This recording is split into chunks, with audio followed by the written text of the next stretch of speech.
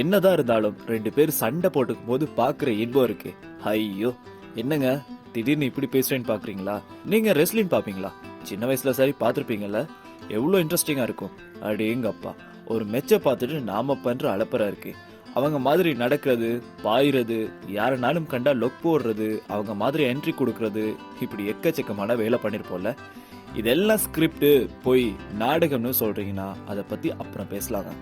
ஏங்க, ரெஸ்லிங் விளையாடுறவங்க 10 பேரை அட்லீஸ்ட் ஒரு 5 பேர் சரி சொல்வீங்களா? சும்மா ட்ரை பண்ணி பாருங்க. என்னோட ஃப்ரெண்ட்ஸ் 2 பேர் இருக்காங்க. சின்ன வயசுல ரெஸ்லிங்னா பயங்கர கிரேஸ். வீட்டுல எக்கச்சக்கமான சிடி டிவிடி எல்லாம் வாங்கி வச்சிருப்பாங்க. ஒவ்வொரு ஃபைட்டருக்கும் அவ்வளோ பாக்கெட் கார்டர் சேர்த்து வச்சிருப்பாங்க. அவ்வளோ ஏங்க, சாம்பியன்ஸ்க்கு கொடுக்குற பெல்ட் இருக்குல்ல, அதே மாதிரி ரெஜிஃபோம்ல செஞ்சு வச்சுட்டு ஒரு வழி பண்ணிருவாங்க. போற இடமெல்லாம் இதை பத்தி தான் பேச்சு. ஒரு சின்ன பொடியை சிக்கிட்டா கட்டில போட்டு அவனை தூக்கி வீசி லக் போட்டு அவனை அளவிட்டு தான் அனுப்புவாங்க. அதை விடுங்க, ரெஸ்லிங்ல ஒரு சில பாயிண்ட்ஸ் சந்தேகமாவே இருக்கும்.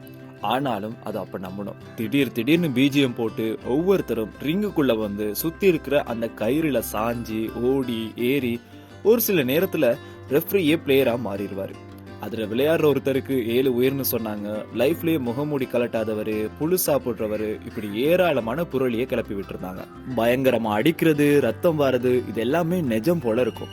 ஆனா நானும் நோட் பண்ணிருக்கேங்க, அடிக்கிறது எங்கேயோ விழுறது எங்கேயோன்னு இருக்கும். இருந்தும் ஒருவேளை இப்படியும் ஒரு மெத்தட் இருக்குமோன்னு நான் நினைச்சிருக்கேன்.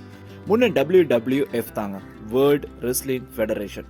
எஸ், கம்ப்ளீட்டா பிசினஸ்க்காக, ஒரு என்டர்டைன்மெண்ட்டுக்கு தான் இதை செய்யறாங்கன்னு WWE வேர்ல்ட் ரெஸ்லிங் என்டர்டைன்மெண்ட் பேர் மாத்தினாங்களாம். உண்மை தெரிஞ்சதுக்கு அப்புறம் அப்போ நீங்க உண்மையாலுமே அடிச்சுக்கலையான்னு ரெஸ்லிங் இன்ட்ரெஸ்டே போயிடுச்சுங்க. ஆனா ஒண்ணு மட்டும் புரியல, எப்படி இவங்க விளையாட்டுக்கு தான் சண்டை போடுறாங்கன்னு தெரிஞ்சும் சுத்தி அவ்வளோ கிரௌட் இருந்து பாக்குது.